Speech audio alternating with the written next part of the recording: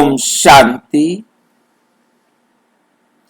14 मई 2026 आज की साकार मुरली रंगीन बड़े बड़े अक्षरों में पढ़ी, सुने और मंथन करें। हम प्रतिदिन प्रातः 4 बजे, 6 बजे, शाम को 4 बजे, 8 बजे 4 बार मुरली मंथन करते हैं। आप सभी भी इस मुरली मंथन में साथी व सहयोगी बन सकते हैं, जिसके लिए इसी वीडियो के डिस्क्रिप्शन बॉक्स में गूगल मीट का लिंक दिया हुआ है, जिसके द्वारा आप चारों समय रोजाना जुड़ सकते हैं। वहां से इसको कॉपी करें, अपने पास कहीं भी सेव कर ले, चाहे व्हाट्सएप में सेव करें, चाहे आप फाइल में सेव करें, जहां भी आपको सुविधा हो आप सेव कर ले। जब सुविधा हो क्लिक करो और जुड़ जाओ। यदि आपको लिंक नहीं मिल रहा या जुड़ने में दिक्कत आ रही है तो आप इसी वीडियो में सामने जो नीचे चलती हुई लाइन देख रहे हैं, उसमें आप व्हाट्सएप नंबर देख रहे हैं, उस पर मैसेज करके आप लिंक पुनः मंगा सकते हैं, प्रश्न पूछ सकते हैं, अपना सुझाव दे सकते हैं। इसके साथ हमारे आप एक जो क्वेश्चनियर बनाते हैं, गूगल फॉर्म बनाते हैं, जिसके द्वारा आप अपने प्रश्नों के उत्तर दे सकते हैं। और प्रश्नों के उत्तर देते वक्त आपका पूरा मुरली रिवीजन हो जाता है, मालूम पड़ जाता है कि आपने कितना ध्यान से मुरली को पढ़ा या सुना, और उनके उत्तर आप जल्दी से ही समझ पाते हैं और अपने आप को महसूस होता है और सफलता मिलती है। बार बार रिवाइज होता है तो याद रहते हैं पॉइंट्स और आसानी से हमारे नंबर ज्यादा आने लगते हैं और हम अपने आप को खुद ही शाबाशी दे सकते हैं, बजाय किसी सर्टिफिकेट के इंतजार करने के कि भी मेरे नंबर कितने आए। किसी दूसरे की द्वारा पूछने की जरूरत नहीं है। ये फॉर्म इजी बनाया गया है, जिसके पास मतलब मोबाइल नंबर है, और मोबाइल नंबर तो सबके पास है, मेल सबके पास नहीं होगा। बस जिसके पास मोबाइल नंबर है वो इस फॉर्म में अपना उत्तर दे सकता है, अपने आप को जांच सकता है। मोबाइल नंबर में सर्टिफिकेट भेजने की सुविधा नहीं है, इसलिए सर्टिफिकेट भेजना कठिन है और आप अपने आप को खुद ही जांच सकते हैं। इसके साथ नीचे आप देख रहे हैं, नीचे चलती हुई लाइन में www.brahmakumarisbkomshanti.com। आप यदि इस एक में जो है ना व्हाट्सएप को सेव कर ले, को जो है ना क्लिक करना सीख जाते हैं, इसको सिर्फ गूगल में लिखना है बस, और कुछ नहीं करना, कोई पासवर्ड नहीं डालना, कुछ याद नहीं करना। सामान्य रूप से सभी याद रख सकते हैं, बाकी टाइप इसको अंग्रेजी में करना है www.brahmakumarisbkomshanti.com। इसको एक बार लिख दिया, अब आपके पास हमेशा पहले पहले यही आएगा और आप इसको क्लिक करेंगे। क्लिक करते ही आप इस पर अपना सबसे पहले वाला दिया है कि आज का खजाना, तो वहां आप अपने आज की मुरली और उसके बाद अव्यक्त मुरलियां, राजयोग कोर्स और 5000 से ज्यादा जो वीडियोस बन चुके हैं वो सब इसमें अवेलेबल हैं। आप राजयोग कोर्स किसी को करा सकते हैं। सेवा के लिए कुछ भी साधन, कुछ भी वस्तु यहां से आप सीधा शेयर कर सकते, कभी भी शेयर कर सकते, कभी भी खोल सकते। वो सारा खजाना आपके पास है, आपके उपयोग के लिए है, आपके द्वारा सेवा किए जाने के लिए है। आप सेवा करके अपना भाग्य बना सकते।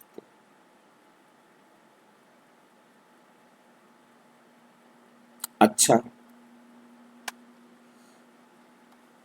आज की साकार मुरली का सार।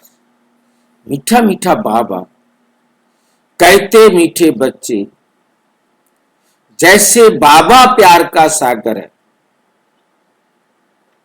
उनके जैसा प्यार दुनिया में कोई कर ही नहीं सकता।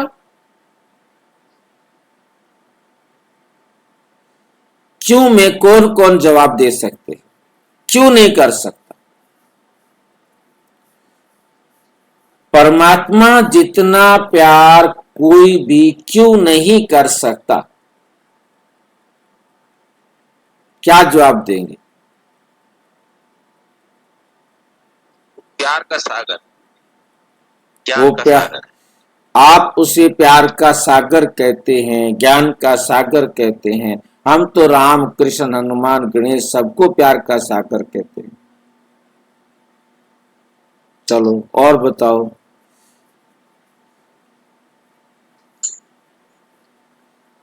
और कोई ऐसा प्यार कर नहीं सकता ना भाई जी। वही ऐसा तो बाबा पूछा है कि क्यों नहीं कर सकता। राम हमारा तो प्यार का सागर है, शांति का सागर है, ज्ञान का सागर है, ये सबसे ज्यादा प्यार कर सकता है। हाउ, कैसे? तो वो भक्ति की है ना, जिनको लोग कह रहे तो हैं। भक्ति ज्ञान तो भक्ति तो सारे करते हैं ना, उन्हीं को तो बताना है, उन्हीं को तो बताना है। आत्माओं को प्यार करते हैं ना, वो आत्माओं को प्यार करते हैं। परमात्मा आत्माओं को प्यार करते। हम आत्मा, सारे आत्मा है। उनको रिटर्न में कुछ चाहिए भी नहीं होता, जन्म मरण से अलग है तो उनका तो प्यार होगा ही अलग है। एक लाइन है ये कि जन्म मरण से अलग है। परम आत्मा जन्म मरण से अलग है, अजन्मा, अयोनि, अशरीरी, अभोक्ता है, जिनका शरीर नहीं है, जो सर्वज्ञ, सर्वोच्च है, अभोक्ता है, अजर अमर अविनाशी है। हाँ। तो जिसने जन्म ले लिया, जो शरीरधारी है, वो भोगता है, वो कभी भी सर्वज्ञ नहीं हो सकता। दुनिया में सर्वोच्च होगा, परंतु सर्व आत्माओं में सर्वोच्च नहीं हो सकता।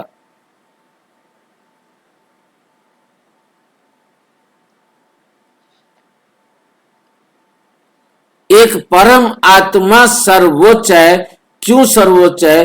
क्योंकि वो अशरीरी, अजन्मा, अयोनि, अभोक्ता, सर्वज्ञ, सर्वोच्च और जग से न्यारा भी है।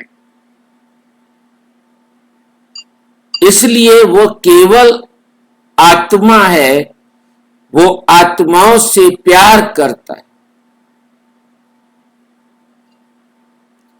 उसके गुण और शक्तियां कभी क्षय को प्राप्त नहीं होती हैं, इसलिए वो सर्व को वो मार्गदर्शन कर सकता है, जिससे वो उन गुण और शक्तियों को प्राप्त कर सकते।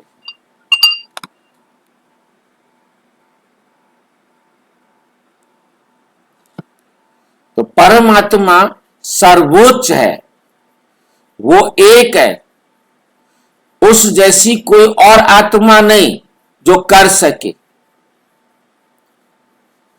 ऐसे तुम बच्चे भी बाप समान बनो, अर्थात इस देह से न्यारे बनो, अर्थात इस देह से न्यारे बनो। स्वयं को आत्मा समझेंगे तो सबको प्यार कर सकेंगे, तो सबको प्यार कर सकेंगे।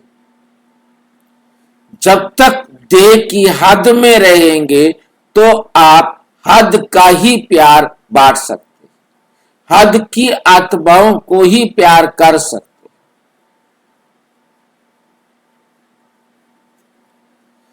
जब बाप समान बनेंगे तो सारी आत्माएं मेरे बाप के बच्चे, मेरे भाई हैं। सारी आत्माएं मेरे बाप के बच्चे, मेरे भाई हैं। किसी को रंज नाराज मत करो, किसी को रंज नाराज मत करो।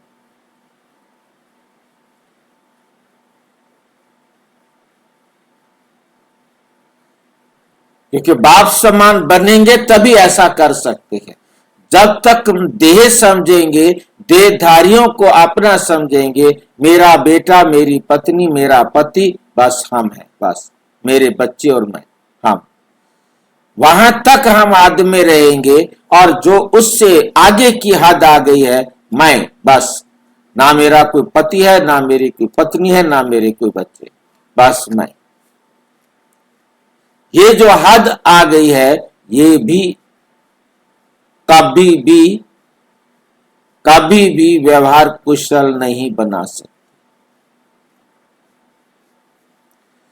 उसके व्यवहार से, हद में आने से उसका व्यवहार हद में हो जाता है।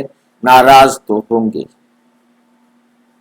उसके व्यवहार, उसका कर्म, उसका बोल कहीं ना कहीं रंज करेगा।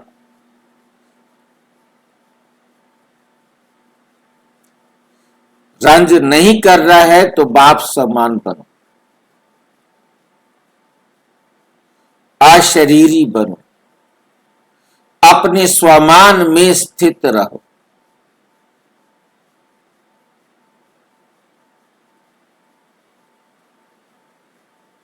आजकल हम स्वमान में स्थित रहने पर अच्छी तरह गहराई से अध्ययन कर रहे हैं। 6 वीडियोस बन चुके हैं, उनको ध्यान से देखें कि हमने स्वमान में कैसे रहना है।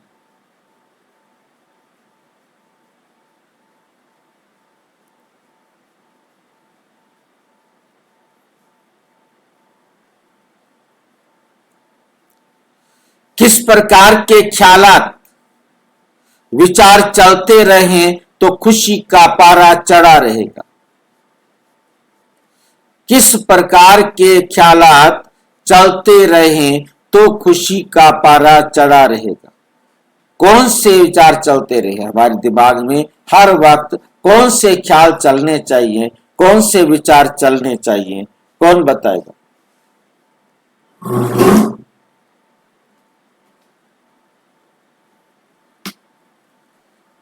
हमारी बुद्धि में हर समय कौन से ख्यालात चलने चाहिए, कौन से ख्याल चलने चाहिए? भाई जी, मैं आत्मा शांत स्वरूप हूँ। मैं आत्मा शांत स्वरूप हूं। स्वमान की स्मृति, मुझे शांत स्वरूप रहना है। बाबा कहते, अभी हमें ज्ञान रत्नों से अपनी झोली भर रहे। अभी हम ज्ञान रत्नों से अपनी झोली भर रहे। भाई जी, मैं आत्मा इतनी भाग्यशाली हूँ, पद्मा पदम भाग्यशाली हूँ कि मेरे को स्वयं परमात्मा पढ़ा रहे हैं। इस निश्चय से मैं दिन भर खुश रहती हूँ। बिल्कुल बिल्कुल, क्योंकि इससे श्रेष्ठ भाग्य क्या हो सकता होगा कि जिसे परम धाम से भगवान पढ़ाने आए, जिसके लिए सारी दुनिया गाती रही कि भगवान जब अकल बांट रहा था तो तुम कहां सोए हुए थे। आज वो भगवान हमें परम धाम से आकर पढ़ा रहा है। ये स्मृति में रहे कि मैं गॉडली स्टूडेंट हूं। मैं अपने बाप जो ईश्वरीय विश्वविद्यालय खोलकर बैठा है, पढ़ा रहा है लगातार, वो पढ़ा रहा है, मैं पढ़ रही हूं, इतने से नहीं, वो पढ़ा रहा है। और एक एक ज्ञान रतन जो मेरे जीवन को बदल रहा है।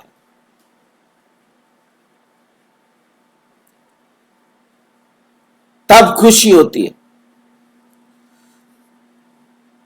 मैं रोज मुरली सुनता हूं, मैं रोज मुरली पढ़ता हूं, ये उतनी खुशी नहीं दे सकता जितनी खुशी बाबा के द्वारा मिले हुए ज्ञान रतन झोली में भरे, सुराख ना हो, कहीं ऐसा ना हो कि मुरली सुनी, बहुत सारे ज्ञान रतन लिए, वाह वाह किया, घर गए, कोई रतन नहीं, जीवन में कोई रतन नहीं। खुशी तब मिलेगी जब वो रतन मेरे जीवन में धारण होंगे। मिलने की खुशी है, परंतु गवाने का दुख भी होगा ना। वो खुशी मिलने तक थी, परंतु घर पहुंचे वो थे ही नहीं। वो रतन रास्ते में ही गुम हो गए थे, पता नहीं कहां चले गए थे। उसके लिए जिनके पास समय हो, मतलब जो क्वेश्चन या भेजा प्रश्न पत्र भेजा जाता है देखने के लिए, चेक करने के लिए, उसे दिन में 10 बार चेक कर लो, 4 बार चेक कर लो, 1 बार चेक कर लो, 3 बार चेक कर लो, मुरली रिवाइज हो जाएगी, मुरली रिवाइज हो जाएगी।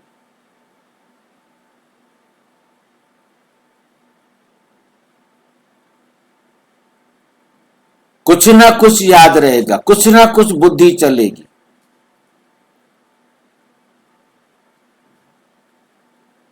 पता है हमारे 10 सवाल ठीक हो गए थे, हमारे 20 सवाल ठीक हो गए थे, हमारे 100/100 नंबर मिल गए थे। अब उस प्राप्त हुए ज्ञान को अपने जीवन का हिस्सा बनाना।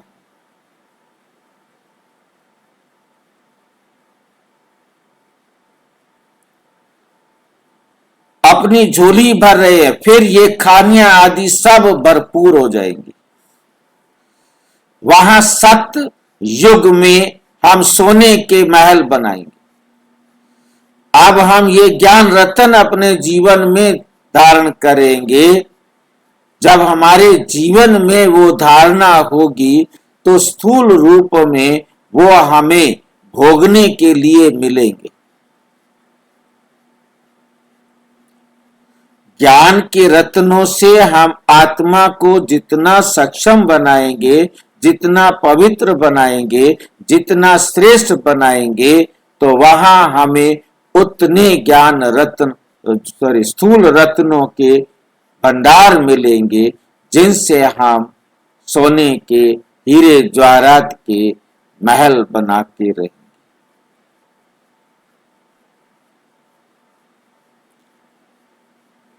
नंबर 2, हमारा ये ब्राह्मण कुल उत्तम कुल है, सर्वोच्च कुल है। ये हमारा ब्राह्मण कुल, ये डायमंड जन्म है। ये ब्राह्मण जन्म, ये डायमंड जन्म है। हम सच्ची सच्ची सत्यनारायण की कथा, अमर कथा सुनते और सुनाते।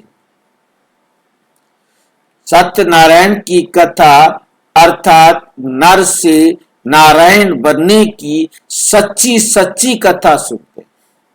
यही अमर कथा भी है, यही सच्ची कथा भी। दुनिया में कोई कथा नहीं जिसको सुनने से अमर हो सके। आप अपना जितना भी जीवन काल है उसमें आपने जितनी किताबें पढ़ी हो, कोई किताब आपको अमर बना सकी हो तो बताओ।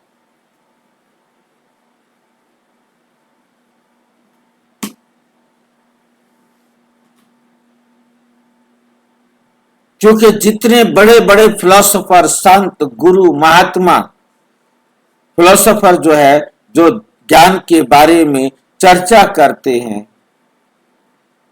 कोई भी अपने आप को अमर समझता है क्या?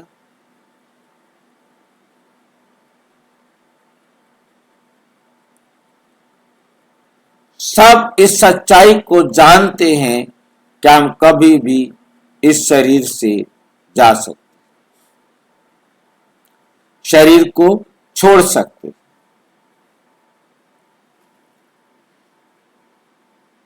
कभी भी छोड़ सकते।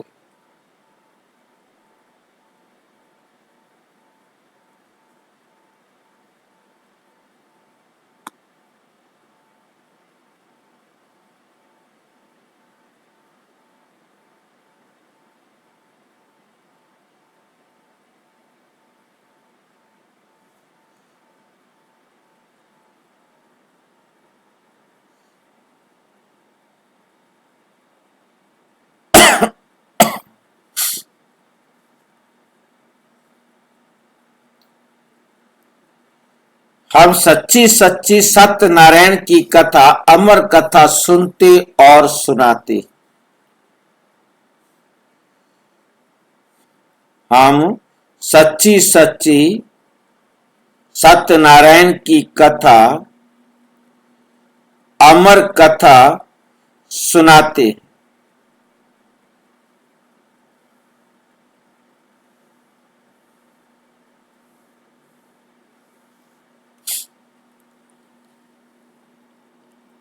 ऐसे ऐसे जब अपने से बात करेंगे तो क्या होगा?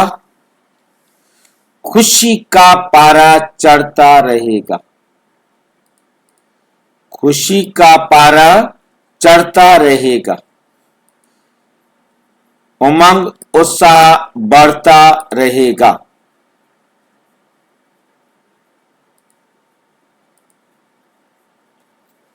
ओम शांति। बच्चे बाप की याद में बैठे हैं। ये श्रीमत अर्थात श्रेष्ठ ते श्रेष्ठ मत मिलती है। याद की यात्रा बहुत मीठी है।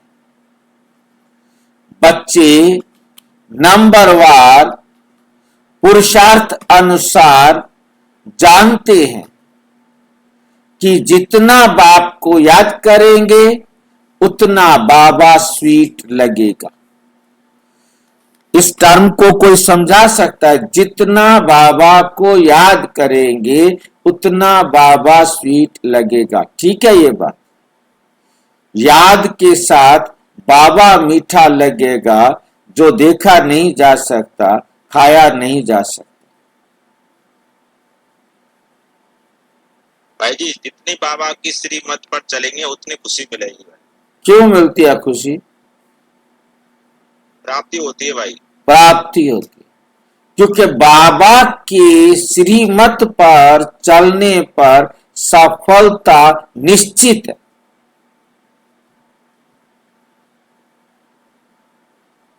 बाबा की श्रीमत पर चलने में सफलता निश्चित है और सफलता ही खुशी का आधार है। जिसके कहने से हमको सफलता मिली उससे प्यारा कौन लगेगा? बाकी तो सब मार देते, बाकी तो सब मार देते। कौन मारता है? मारने का मतलब है हमारे गुण और शक्तियों का खात्मा कर दे।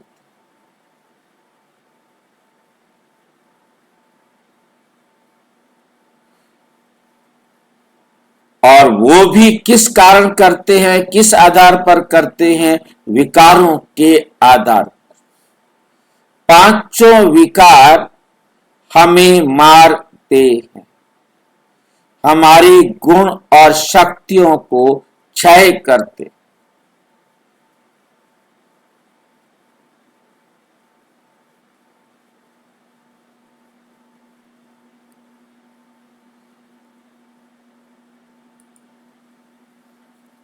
दुनिया सारी एक दो को ठुकराती है। क्यों? इन विकारों के कारण। वो समझती है ये विकार हमारे जीवन का आधार है और वो सबको ठुकराती, और इतना ठुकराती है कि आज इंसान अकेला हो गया। इंसान को इंसान से कोई प्यार नहीं।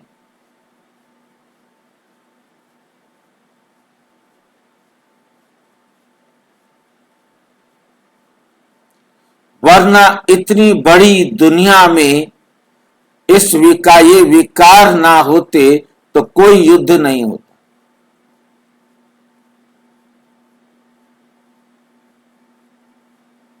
सारा संसार एक ऐसे खतरे पर खड़ा हो गया है।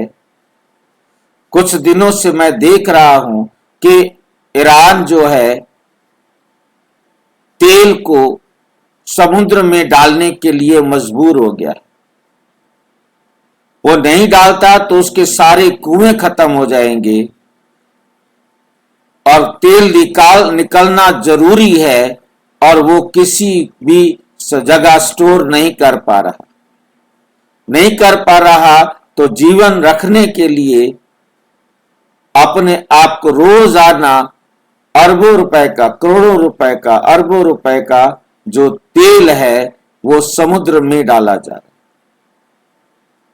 और दुनिया तेल के बिना मरने को तैयार है। कई देश तो बहुत खतरनाक सिचुएशन में पहुंच चुके। आर्थिक मंदी एक लालच ने लाके कर दिया कि हम इसको कब्जा कर ले, और उसका सीन तेल तो समुद्र में डाल दिया, परंतु वो तेल जो समुद्र में डाला, हम सुनते आए, एक होती है जंगल की आग। सबसे खतरनाक आग कौन सी होती है? एक होती है दावा नल और एक होती है बड़वा नल। कौन बताएंगे सबसे खतरनाक आग कौन सी होती है?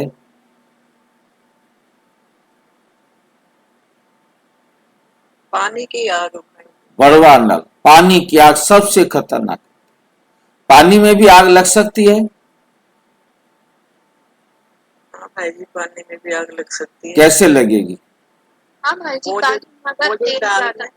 हाँ जी, तेल डाल रहे हैं ना भाई। हाँ, ये जो तेल डाल रहे हैं ये पानी में डूबता नहीं, ये पानी के ऊपर तैरता रहता है और बहुत पतली लेयर में बहुत दूर तक फैल जाता है, और ये लगातार तेल समुद्र के ऊपर फैलता जा रहा है। और यदि गलती से कहीं से भी इस तेल को आग लग गई, रूस के अंदर 1970 में वो धरती को खोद रहे थे और उसको खोदते वक्त वहां से गैस निकल आई। अब वो गैस इतनी खतरनाक थी, उन्होंने सोचा अब हम सारे मर जाएंगे, इसको जला दिया जाए।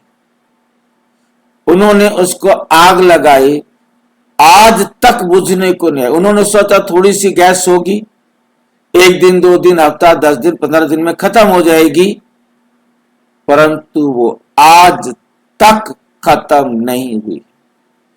आज तक उसको आग लगी हुई है और लगातार निकल रही है, और कोई तरीका नहीं अब उस आग को रोकने।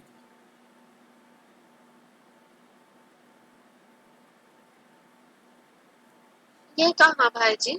हाँ जी, ये कहाँ का? रशिया का है। रशिया। वो अभी तक जल रहा है, अभी तक भी जल रहा है। और ये जो तेल समुद्र में डाल दिया और लगातार डाला जा रहा है, रोक नहीं सकते उसको। रोकते हैं तो ईरान मरता है, क्योंकि उसके सारे कुएं बंद हो जाएंगे, फिर उसे खोल नहीं सकेगा कभी, उनमें पानी भर जाएगा।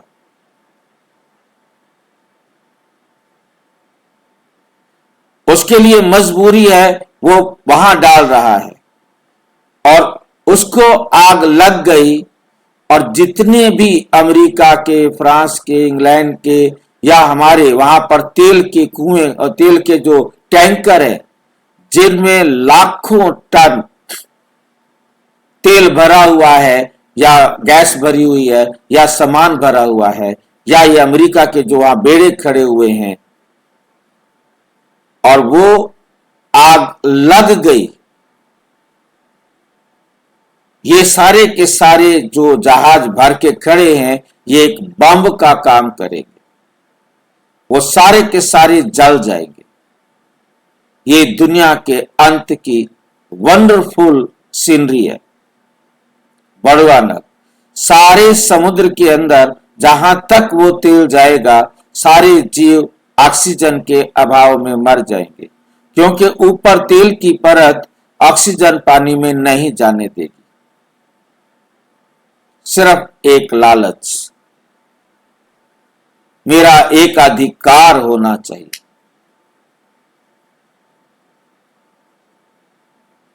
ये विकार सारी दुनिया को, चाहे आग अब लगे या ना लगे, क्योंकि मेरे को तो ये लगता है कि अभी ये सारे समझेंगे, सारे सोचना शुरू कर दिया है, हटेंगे पीछे। परंतु ये इतना बड़ा बॉम्ब बन रहा है, जितनी दूर तक तेल जाएगा उतनी दूर तक आग लगते ही उस आग को कोई बुझा नहीं सकता, कोई नहीं बुझा सकता उस आग को। और यदि ये जो जल गए तो सोचिए कि कितना तेल नष्ट होगा और देश के देश नष्ट हो जाएंगे। ये नहीं कि ईरान या दूसरे जो है सभी जलेंगे, छोटे छोटे देश है, समुद्र के किनारे बंदरगाहें हैं, वो सारा का सारा नष्ट हो जाएंगे।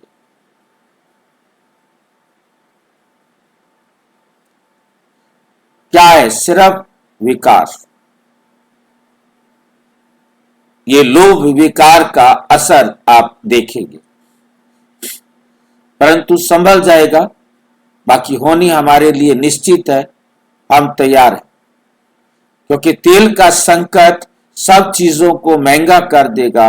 अब जिन देशों में एक दो दिन का ही तेल बचा है, रोजाना तेल खरीदते हैं और अपना जीवन चलाते हैं, सारी दुनिया उनकी रुक गई है।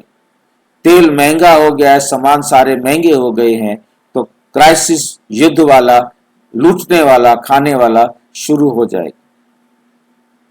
कहीं कहीं शुरू हो भी गया हो, मैं नहीं कह सकता। कितना एक अकेला हो गया इंसान। बाप प्यार करते हैं, उनको सिर्फ तुम बच्चों ने जाना। बाप कहते हैं मैं जो हूं, जैसा हूं, कितना बड़ा हूं, बताओ हमारा बाप कितना बड़ा है। बाबा कहते मैं जो हूं, जैसा हूं, कितना बड़ा हूं, आकर के भय मुक्त कर दिया। सारी दुनिया को जो बाबा को पहचानती जाएगी, भय मुक्त होती जाएगी।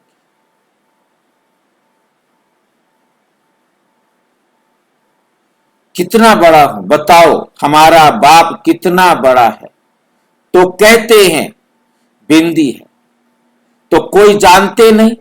बच्चे भी घड़ी घड़ी भूल जाते हैं, कहते हैं भक्ति मार्ग में तो बड़े बड़े चित्रों की पूजा करते थे, अब बिंदी को कैसे याद करे। बिंदी बिंदी को ही याद करेगी ना। आत्मा जानती है हम बिंदी है, हमारा बाप भी ऐसे है। आत्मा ही प्रेसिडेंट है, आत्मा ही नौकर, पार्ट आत्मा ही बजाती है। बाप है सबसे स्वीट, सब याद करते हैं, पतित पावन, दुख हरता, सुख करता। अब वो बहुत सूक्ष्म है, परंतु महिमा कितनी भारी है। बल महिमा गाते भी हैं, ज्ञान का सागर, शांति का सागर, परंतु समझते नहीं कि वो कैसे आकर सुख देते हैं। मीठे मीठे चिल्ड्रन हर एक समझ सकते हैं कौन कौन कितने श्रीमत पर चलते।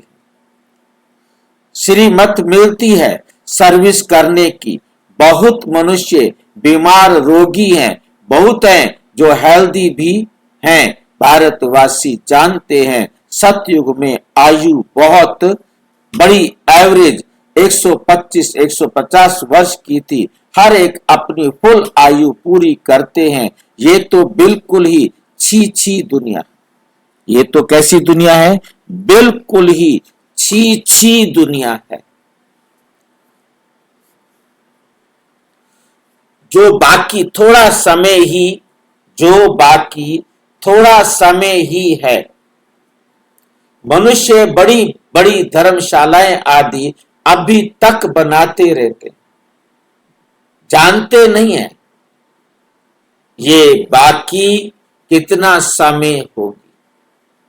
मंदिर आदि बनाते हैं, लाखों रुपया खर्च करते हैं, उनकी आयु बाकी कितना समय होगी तुम जानते हो।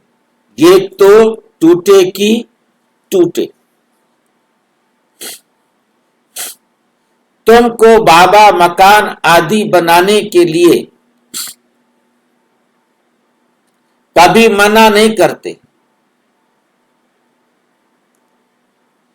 तुम अपने ही घर में एक कमरे में हॉस्पिटल कम यूनिवर्सिटी बनाओ।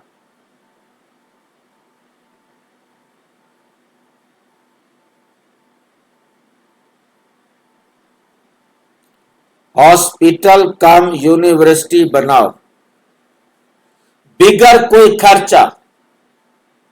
हेल्थ, वेल्थ, हैप्पीनेस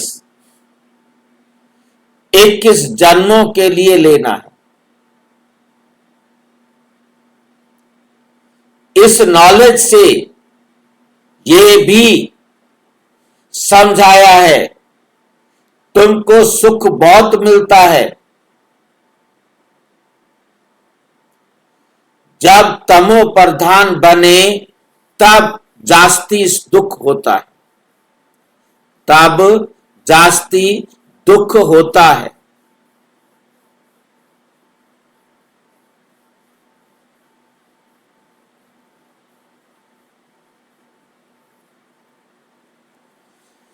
जितना जितना तमो प्रधान बनते जाएंगे उतना दुनिया में दुख अशांति बढ़ती जाएगी। मनुष्य बहुत दुखी होंगे। फिर जय जयकार हो जाएगी। तुम बच्चों ने जो विनाश दिव्य दृष्टि से देखा है सो फिर प्रैक्टिकल में देखना। स्थापना का साक्षात्कार भी बहुतों ने किया है। छोटी बच्चियां बहुत साक्षात्कार करती थी। ज्ञान कुछ भी नहीं था। पुरानी दुनिया का विनाश भी जरूर होना है।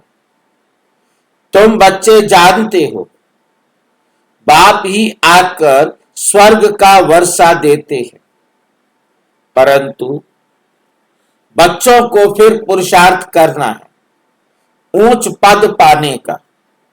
तुम बच्चों को बाप बैठ ये सब बातें समझाते हैं।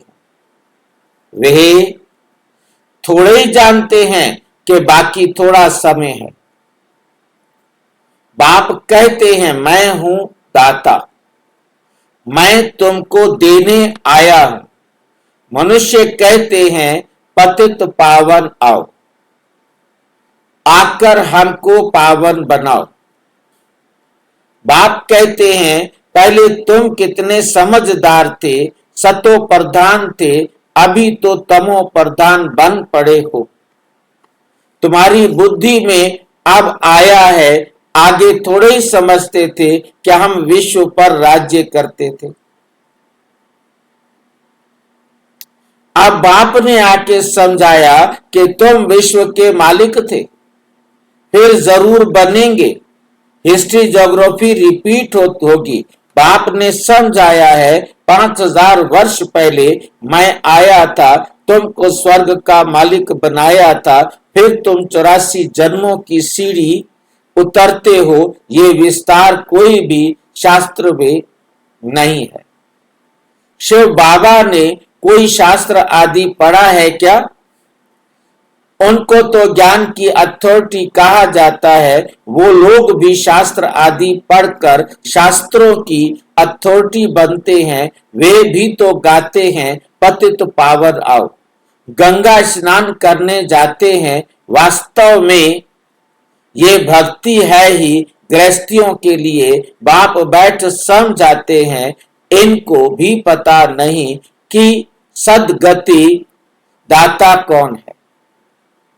बाप समझाते हैं, तुम मुझे बुलाते भी हो, हे पतित पावन आओ, मैं तुमको पावन बनाता हूं, मैं तुमको पढ़ाने के लिए आता हूं। ऐसे नहीं कि हम पर कृपा करो, मैं तो टीचर हूं, तुम कृपा आदि क्यों मांगते हो?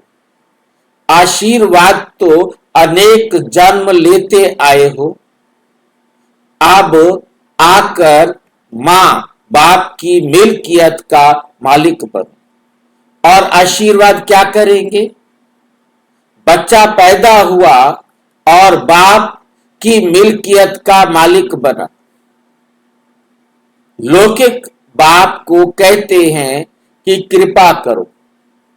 यहां तो कृपा की बात नहीं, सिर्फ बाप को याद करना है। ये भी किसको पता नहीं कि बाबा बिंदु है। अभी तुमको बाप ने बताया है। सभी कहते भी हैं परम पिता परम आत्मा, गॉड फादर सुप्रीम सोल, तो परम आत्मा ठहरे ना। वे है सुप्रीम, बाकी सब आत्माएं हैं ना। सुप्रीम बाप आकर आप समान बनाते हैं और कुछ नहीं है। कोई की बुद्धि में होगा क्या कि बेहद का बाप जो स्वर्ग का रचयिता है, वे आकर स्वर्ग का मालिक बनाते हैं। तुम अभी जानते हो श्री कृष्ण के हाथ में स्वर्ग का गोला है। गर्भ से बच्चा बाहर निकलता है, तब से आयु शुरू होती है। श्री कृष्ण तो पूरे 84 जन्म लेते। गर्भ से बाहर आया उस दिन से 84 जन्म गिनेंगे। लक्ष्मी नारायण को तो बड़ा होने में 30-35 वर्ष लगे।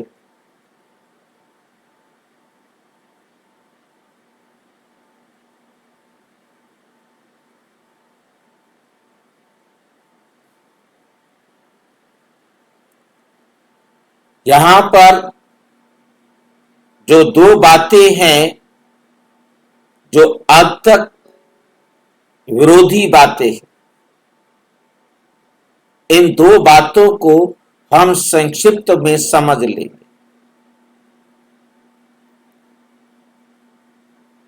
हमने पिछली मुरली पढ़ी थी, जिसमें हमने देखा ब्रह्मा सो विष्णु व श्री कृष्ण। जब श्री कृष्ण की आत्मा गर्भ में प्रवेश करती है, तब से जन्म शुरू होता है। आज बाबा कह रहे हैं, जब गर्भ से बाहर आया उस दिन से 84 जन्म शुरू गिनेंगे। ये साकार मुरली है, और वो भी मेरे ख्याल से साकार मुरली होगी, बाकी अव्यक्त भी हो सकती। कि वो मुरली मैंने सोचा था कि इसे निकालूंगा, फिर व्यस्तता के कारण निकाल नहीं पाया। और तो इन दोनों मुरलियों को मिलाकर वीडियो बनाएंगे जैसे समय मिलता है। कल मुरली पढ़ रहा था तो मुझे आ रहा था कि उस मुरली को भी निकाल कर साथ में दिखाऊंगा, परंतु ड्रामा मेरे को याद ही नहीं रहा, समय नहीं मिला कि मैं उस मुरली को निकालूं। कब किए भाई वो? भाई वो ढूंढनी पड़ेगी ना, ऐसे तो मैं अभी निकाल देता, है तो लिस्ट में, पर तो लिस्ट में भी ढूंढनी पड़ेगी ना कि किस में ये बात लिखी है। ठीक है, वो मेरे को कल याद नहीं रहा, नहीं तो मैं उसे निकाल देता, पर तो इसको कंपेयर तो करूंगा एक दिन जैसे समय मिलेगा। पर तो हमें याद रहे कि एक मुरली में बाबा ने हमें बताया कि आत्मा जब गर्भ में प्रवेश करती है तभी जन्म होता है। वो वीडियो से पता लग जाएगा, क्योंकि आत्मा गर्भ में प्रवेश करते ही जन्म होता है, ये वीडियो बना हुआ है, तो उसमें वो डेट मिल जाएगी कि किस डेट की वो मुरली है। और उसके बाद हम इसको कंपेयर करेंगे और किसका कसूर है वो देखेंगे, सच क्या है वो देखेंगे। दूसरी मुरली है, अब तक हम पढ़ते आए, मैंने ये पढ़ा हुआ था तो मैंने वीडियो बनाया था कि 33 वर्ष का, और क्योंकि 30-35 बोला है तो मेरे सामने जो रिकॉर्ड आया वो ये कि 1936 में बाबा ने विल किया था और 18 जनवरी 1936 को विल किया था और 18 जनवरी 1969 को शरीर छोड़ा था। तो ये 33 वर्ष का ब्रह्मा का साकार पार्ट पूरा हुआ, क्योंकि ब्रह्मा की आत्मा ने 3 पार्ट इसी समय ही बजाने हैं, संगम पर ही बजाने हैं। संगम पर ही 3 पार्ट होते हैं, हर एक आत्मा को 3 पार्ट बजाने होते हैं, स्थापना के, विनाश के और पालना के। हर आत्मा अपने लिए स्वर्ग भी खुद बनाती है। मैं अपने लिए जितना अपने अंदर इन गुणों को धारण करूंगा, आसुरी गुणों को निकालूंगा, दैवी गुणों की पालना करूंगा, उतना मैं अपने लिए स्वर्ग बनाऊंगा। कोई किसी दूसरे के लिए स्वर्ग नहीं बना सकता। तो इसलिए सतयुगी दुनिया की रचना का कार्य भी ब्रह्मा बाबा की आत्मा ने और उनके साथी सहयोगी आत्माओं ने अपने लिए करना है।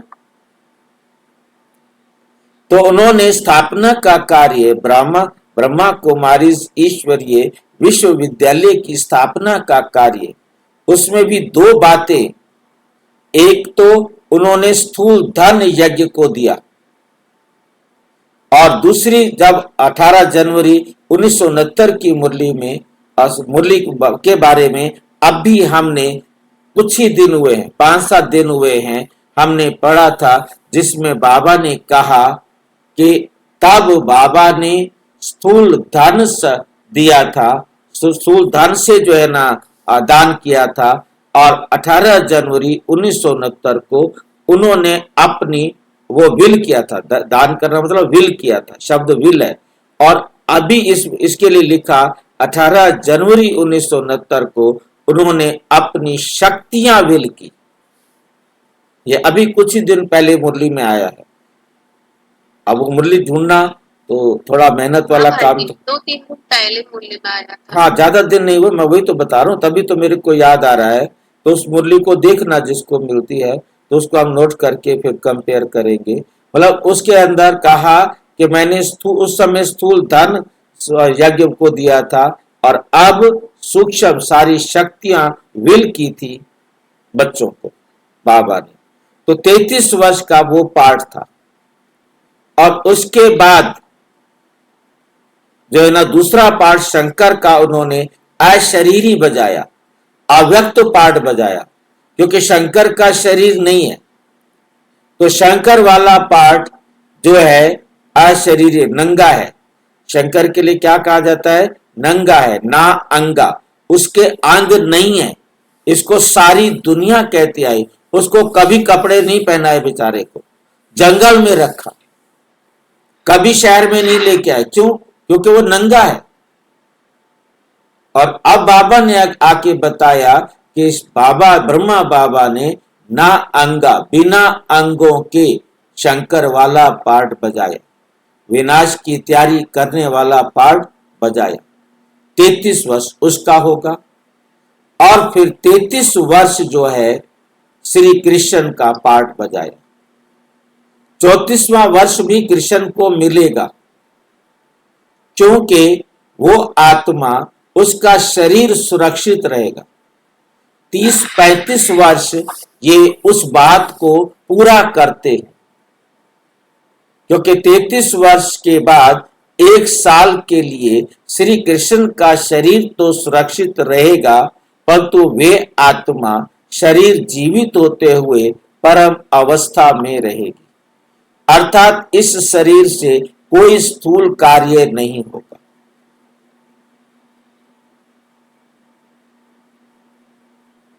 स्थूल कार्य सूक्ष्म शक्तियां विल किया, वो कैसे किया? अपनी सारी शक्तियां बच्चों को विल की ना, तो ये क्योंकि सबको समझा दिया, अनुभवी बना दिया, प्रैक्टिकल में पहले अपने जीवन में धारण की, बच्चों को दी, बच्चों ने यज्ञ संभाला, उन शक्तियों के आधार पर, उन गुणों के आधार पर जो ब्रह्मा बाबा ने अपने जीवन में अर्जित की थी, उनको अपने समान बना दिया था, जिसके आधार पर वो संभालने में सक्षम हुए ना। इतने बड़े यज्ञ को संभालना कोई आसान बात है क्या? और एकदम अलग कर दिया। उसी दिन दादी से पूछते हैं, मैं चला जाऊंगा, संभाल लेंगे ना? हाँ बाबा।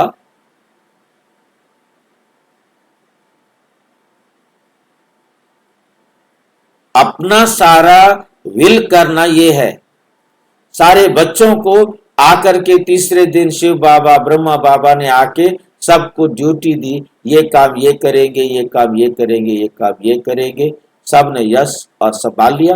कोई ब्रह्मा बाबा के शरीर छोड़ते ही सारी दुनिया को लगा अब ब्रह्मा कुमारी खत्म हो जाएंगे, उनका बाबा मर गया, परंतु और ही फ्लोरिश हुआ और ब्रह्मा बाबा के अव्यक्त होते ही कर्म में परिवर्तन हुआ, कपड़ा और कमरा चेंज किया और पूरे वर्ल्ड के अंदर इतनी तेज गति से सेवा शुरू हुई। बहुत जल्दी से सारे भारत के अंदर, विदेश के अंदर बड़े बड़े सेंटर्स खुलते गए, क्योंकि अशरीरी होने के कारण कोई एरोप्लेन की टिकट लेने की जरूरत नहीं थी। इस प्रकार से बहुत विशाल सेवा का जो है ना विकास हुआ। तो उसमें ब्रह्मा बाबा सूक्ष्म रूप से सहयोगी बने।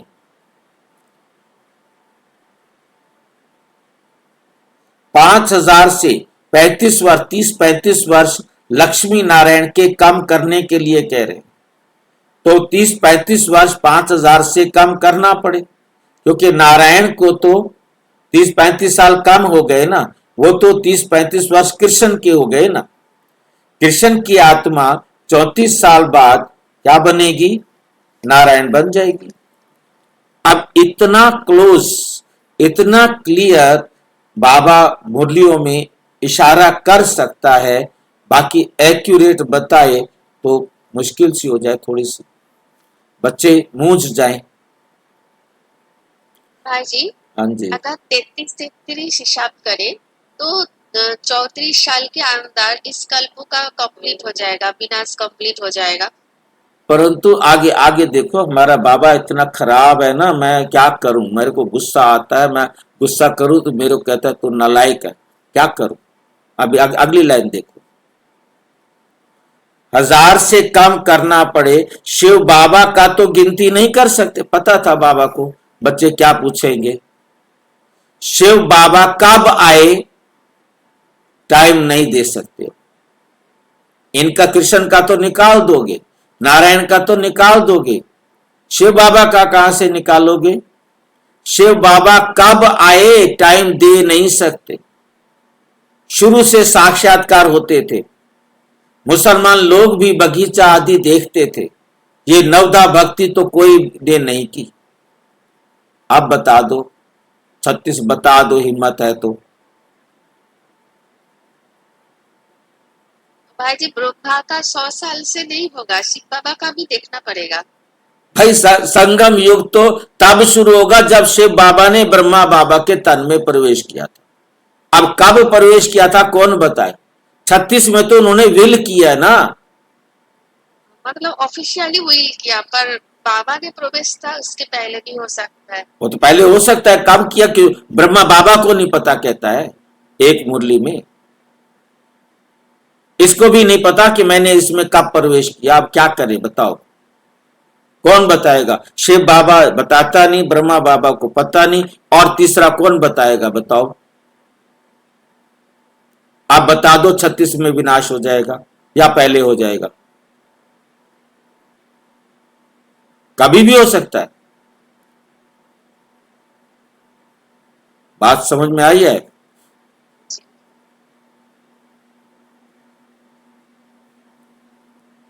ये इतना चालाक है। मेरे को कृष्ण के बारे में जो लिखा है व्यास ने वो भी अच्छा लगता है। वो मुंह खोलता, मिट्टी खाई है, आगे दिखा, खोल मुंह खोल देता है, पागल हो जाती है, सारे संसार को देखकर पागल हो जाती है, बेहोश हो जाती है, और फिर मुंह बंद करके उसके पास जाकर कहता है मम्मी जागो, माँ माँ माँ करता, वो मेरा बेटा, गले लगा लेते। भूल गई मैंने क्या देखा। ये चालाकियां सारी यहां है, मेरे को दिखाई दे रही है सारी की सारी। मैं कर नहीं सकता कुछ भी, अब उसको पकड़ भी नहीं सकता, पूछ भी नहीं सकता, दिखाई नहीं देता। घर बैठे आप पे ही ध्यान में जाते रहते थे ब्रह्मा बाबा।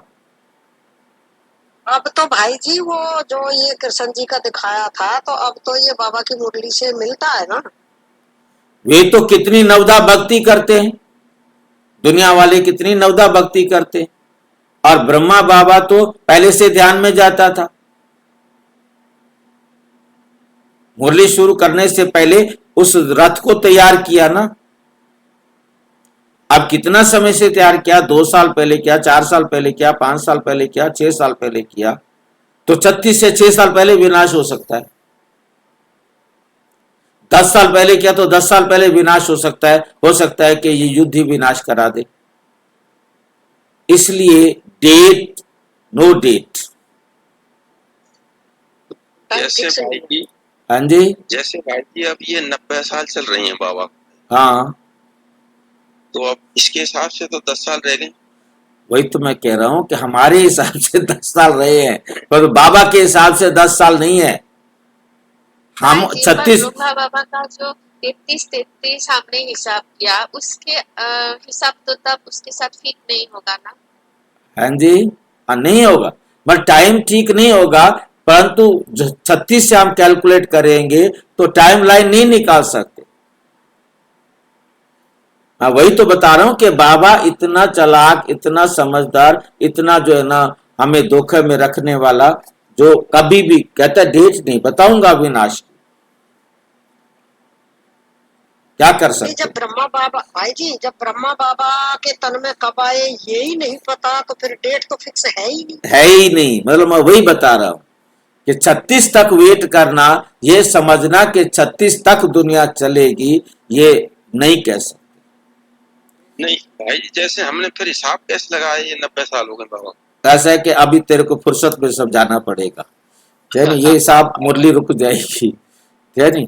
वो तो 100 साल के हिसाब से 90 साल लगाते हैं ना। हम तो अपने स्थूल दुनिया के अंदर जो हम करते आ रहे हैं उसका कर रहे हैं, उसका कर रहे हैं। है नहीं? मैं यही बात यहाँ इस मुरली में ये बात समझने वाली है। जिसको ये लाइनें समझ में आ गई वो विनाश की डेट डिक्लेयर नहीं कर सकता।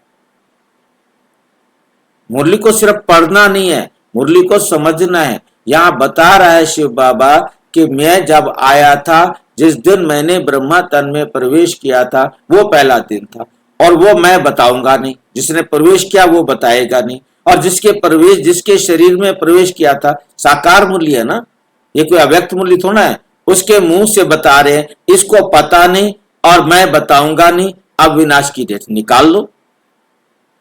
बस वो भ्रम में डूबी, तो भ्रम में होगी, डाल दिया ना खतरे में, खतरे में भ्रम में डाल दिया, कोई नहीं निकाल सकता। कोई नहीं निकाल सकता। नहीं तो हम डेट निकाल के फिक्स कर देते, ये टाइम इस सेकंड विनाश होगा।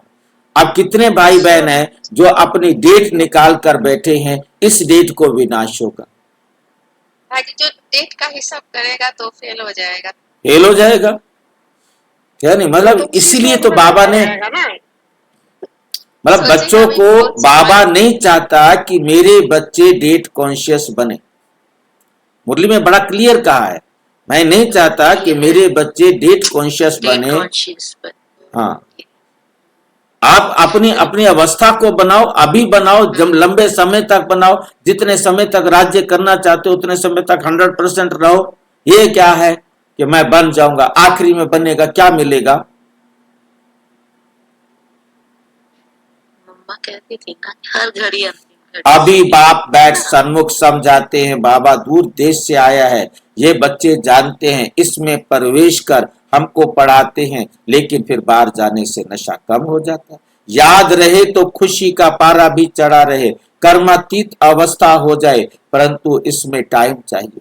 अब देखो श्री कृष्ण की आत्मा को अंतिम जन्म में फुल ज्ञान है, फिर गर्भ से बाहर निकलेंगे, पाई का भी ज्ञान नहीं होगा। अभी ज्ञान है, साकार में बैठा है, ठीक है कि ये मुरली साकार मुरली है, उस हिसाब से पढ़ना है। अभी इसको देखो सारा ज्ञान है, और जब ये गर्भ से बाहर निकलेगा इसे कोई ज्ञान नहीं होगा। और ये ब्रह्मा बाबा खुद पढ़ रहा है, खुद सुन रहा है अपने कानों से। हम तो पढ़ रहे हैं, ब्रह्मा बाबा सुन रहा है कि तू बुद्धू हो जाएगा, रॉयल बुद्धू, तब ये ज्ञान तेरे पास भी नहीं रहेगा। श्री कृष्ण ने कोई मुरली बजाई नहीं, वो कोई मुरली नहीं सुनाता, ज्ञान नहीं सुनाता, वे तो ज्ञान जानते ही नहीं। कितनी क्लियर लाइन है, बड़ी लाइन है। हाँ, कृष्ण ने मुरली बजाई ही नहीं, कैसे बजाएगा, उसको अक्ल ही नहीं है। हाँ। उसी के मुंह से बोल रहे हैं, उसी बड़ी बात। लक्ष्मी नारायण ही नहीं जानते तो बताओ फिर ऋषि मुनि कैसे जानेगी। जब पहला बच्चा, पहली आत्मा जो जन्म ले रही है, उससे ही ये सारी गीता का ज्ञान भूल जाएगा, और फिर आगे कौन आके बजाएगा, आगे ऋषि मुनि कौन सुनाएगा, किसको आएगा कि भी ये ज्ञान है सत्य।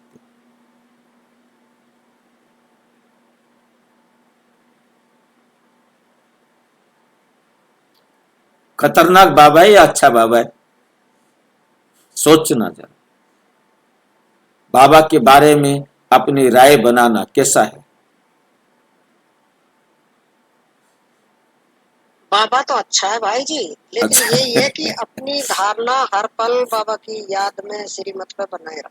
ये हमें सच बता रहा है, तो सच बता रहा है बाबा, तो बाबा तो झूठ अपना अंत बता रहा है, अपना कोई राज नहीं छुपा रहा है। छुपा रहा। तो फिर ऋषि मुनि सन्यासी आदि कैसे जानेंगे। कृष्ण ही नहीं जानेगा तो गीता का ज्ञान कैसे सुनाएगा। विश्व के मालिक लक्ष्मी नारायण ने ही नहीं जाना तो फिर ये सन्यासी लोग कैसे जानेंगे। कहते हैं श्री कृष्ण सागर में पीपल के पत्ते पर आया, ये किया, ये सब कहानियां हैं जो बैठ लिखी हैं। कहते हैं नदी में पैर डाला तो नीचे चली गई। विचार करो मनुष्य क्या क्या बातें बना सकते हैं, सोचो जरा बैठ करके। कितना शास्त्रों को कट कर रहे हैं। कोई भी उल्टी सुल्टी बातों पर कभी विश्वास नहीं करना। शास्त्र आदि कितने मनुष्य पढ़ते हैं, बाप कहते हैं पढ़ा हुआ सब भूल जाओ, इस देह को भी भूल जाओ। आत्मा ही एक शरीर छोड़ दूसरा पार्ट बजाती है। भिन्न भिन्न नाम रूप देश काल चोला, देश चोला पहनकर, नाम रूप देश चोला पहनकर अब बाप कहते हैं ये छी वस्त्र है। कितने हमने नाम रूप देश बदले चोले पहन करके। अब बाप कहते हैं ये छी शरीर है। किसके चक्कर में पड़े हो? आत्मा और शरीर दोनों पतित है। आत्मा को ही श्याम और सुंदर कहा जाता है। आत्मा पवित्र है थी तो सुंदर थी, फिर आकाम चिता पर बैठने से काले बने हैं। अब फिर बाप ज्ञान चिता पर बिठाते हैं। पतित पावन बाप कहते हैं मुझे याद करो तो ये खाद ही निकल जाएगी। आत्मा में ही खाद पड़ती है। कलयुग अंत में तुम गरीब हो, वहां सतयुग में फिर तुम सोने के महल बनाएंगे। वंडर है, यहाँ हीरो को देखो कितना मान है। वहां तो पत्थरों मिसल होते हैं। अभी तुम बाप से ज्ञान रत्नों की झोली भर रहे हो। लिखा हुआ है सागर से रत्नों की थालियां भर ले आते हैं। सागर से जितना भी चाहिए उतना लो, खानियां ही भरतू हो जाती हैं। तुमने साक्षात्कार किया है। माया मच्छंदर का भी खेल दिखाते हैं। उसने देखा सोने की ईंटें पड़ी हैं, ले जाता। नीचे आया तो कुछ था नहीं, वहां तो सोने की ईंटों के महल बनाएंगे। ऐसे ऐसे ख्यालात आने चाहिए तो खुशी का पारा चढ़े। बाप का परिचय देना है। शिव बाबा 5000 वर्ष पहले भी आया था, यह किसको पता नहीं है। तुम जानते हो 5000 वर्ष पहले आकर तुमको राजयोग सिखाया था। कल्प कल्प तुमको ही सिखाएंगे। जो आकर ब्राह्मण बनेंगे वे फिर देवता बनेंगे। विराट रूप भी बनाते हैं, उसमें ब्राह्मण की चोटी गुम कर दी। ब्राह्मणों का कुल बहुत उत्तम गाया जाता है, वो है जिस्मानी, तुम हो रूहानी। तुम सच्ची सच्ची कथा सुनाते हो। ये सत्यनारायण की कथा अमर कथा है। तुमको अमर कथा सुनाए अमर बना रहे हैं। ये मृत्यु लोक खत्म होना है। शिव बाबा कहते हैं मैं तुमको लेने आया हूं। कितनी ढेर आत्माएं होंगी। आत्मा वापस घर में जाती है तो कोई आवाज थोड़े होता है। मधुमक्खियों का झुंड जाता है तो आवाज कितना होता है। रानी के पिछाड़ी मधुमक्खियां सब भागती हैं। उनकी आपस में कितनी एकता है। भ्रमरी का भी मिसाल यहाँ का है। तो मनुष्य से देवता बना देते हैं।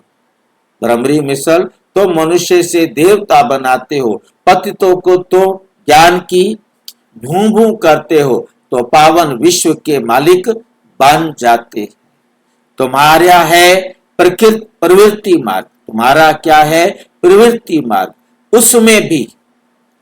उसमें भी मेजॉरिटी माताओं की है, इसलिए वंदे मातरम कहा जाता है।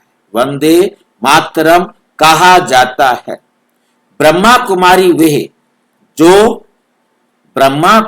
वे जो बाप द्वारा 21 जन्मों का वर्षा दिलाती है। बाप सदा सुख का वर्षा देते हैं। जो सर्विस करेंगे, लिखेंगे, पढ़ेंगे, बनेंगे नवाब। राजा बनना अच्छा व नौकर बनना अच्छा। पिछाड़ी के समय तुमको सब मालूम पड़ जाएगा। बाप हम क्या बनेंगे, फिर पछताएंगे। हम श्रीमत पर क्यों नहीं चले? थोड़ा चल लेते तो पद ऊंचा हो जाता। परंतु पछताने का भी टाइम नहीं मिलेगा, बनाने का भी टाइम नहीं मिलेगा। क्योंकि जो बनना था वो बन गया। क्योंकि लास्ट में सबको पता लगेगा। वैसे तो सबको आज भी पता है मैं कितनी मेहनत कर रहा हूं और क्या बनूंगा, परंतु लास्ट सेकंड तो फाइनल रिजल्ट मिल जाएगा ना।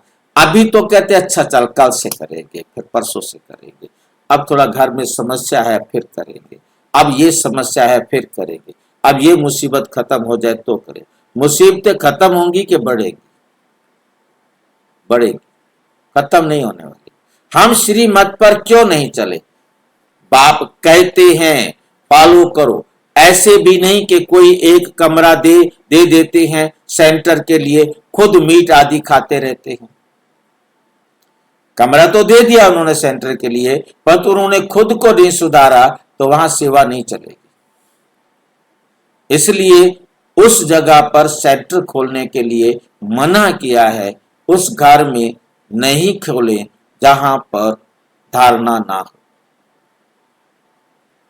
किराए पर लेकर कर लो ताकि उनको रहे कि वे किराएदार है, ठीक नहीं, परंतु वहां रहते हो और वो ज्ञान में कुछ परिवार के लोग चलते हो, कुछ नहीं चलते हो, वहां सेंटर नहीं खोलो।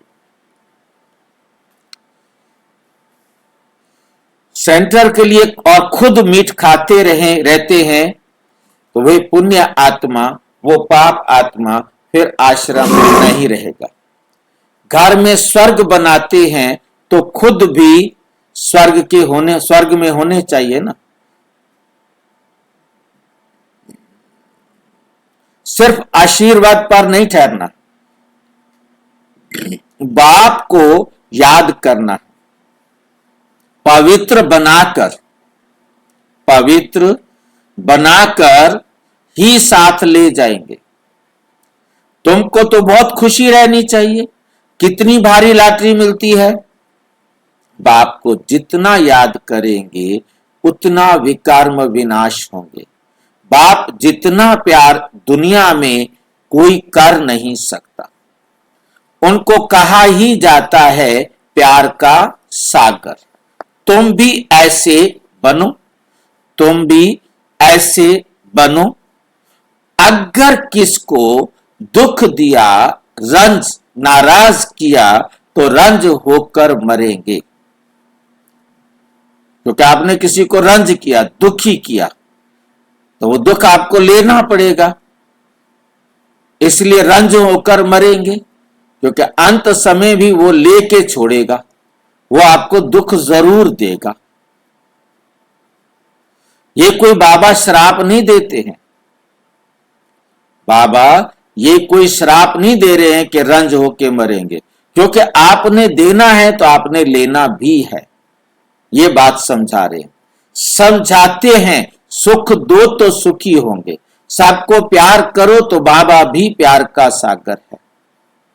अच्छा, मीठे मीठे सिक्की लदे बच्चों प्रति माता पिता बाप दादा का याद प्यार और गुड मॉर्निंग। रूहानी बाप की रूहानी बच्चों को नमस्ते। हम रूहानी बच्चों की रूहानी बाप दादा को नमस्ते नमस्ते। धारणा के लिए मुख्य सार नंबर 1, किसी भी उल्टी सुल्टी बात पर विश्वास नहीं करना है। जो भी उल्टा पड़ा है उसे भूल अशरीरी बनने का अभ्यास करना है। सिर्फ आशीर्वाद पर नहीं चलना है, स्वयं को पवित्र बनाना है। बाप को हर कदम में फॉलो करना है। किसी को भी दुख नहीं देना है, नाराज नहीं करना है, किसी को भी नाराज नहीं करना है। वरदानी सच्ची लगन के आधार पर और संग तोड़ एक बाप के संग जोड़ना है। संपूर्ण वफादार भाव, संपूर्ण क्या बनो? वफादार भाव। संपूर्ण वफादार उन्हें कहा जाता है जिनके संकल्प व स्वप्न में भी सिवाय बाप के और बाप के कर्तव्य व बाप की महिमा के, बाप के ज्ञान के और कुछ भी दिखाई ना दे। एक बाप दूसरा ना कोई, वो बाप मेरे में दिखाई दे, वो बाप मेरे में दिखाई दे। सदा एक जंग रहे, एक संग रहे तो उन्हें अनेक संग का रंग लग नहीं सकता। अब सारा दिन आप बाबा की उंगली छोड़ेंगे नहीं तो किसी और का उंगली पकड़ेंगे नहीं तो उसके संग रहेंगे नहीं तो उनका हमारे ऊपर असर कैसे होगा?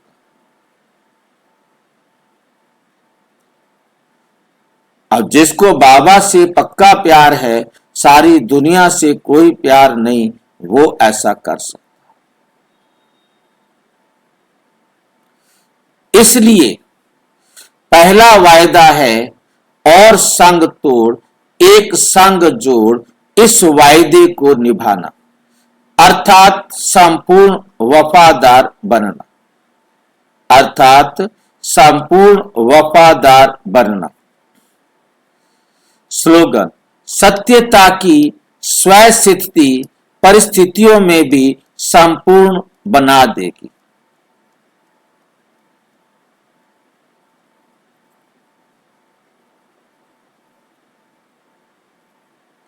ये अव्यक्त इशारे सदा अचल अडोल एक रस स्थिति का अनुभव करो। सदा अचल अडोल एक रस स्थिति का अनुभव करो। हम ऊंचते ऊंच बाप के बच्चे हैं, ये याद रहने से एक रस अवस्था रहेगी जब एक से संबंध रहता है। जब एक से संबंध रहता है तब अवस्था भी एक रस रहती है। अगर और कहां संबंध की रग जाती है तो एक रस अवस्था नहीं, एक रस अवस्था नहीं रहेगी। तो एक रस अवस्था बनाने के लिए सिवाय एक के और कुछ भी देखते हुए ना देखो, और कुछ भी देखते हुए ना देखो। अच्छा, ओम शांति। और विस्तार से जानने के लिए प्रजापिता ब्रह्मा कुमारी ईश्वरीय विश्वविद्यालय के किसी भी सेवा केंद्र पर संपर्क करें, और यदि कोई प्रश्न है तो 9213106986 पर केवल टेलीग्राम करें। 9650692270 पर केवल व्हाट्सएप करें, फोन नहीं। ओम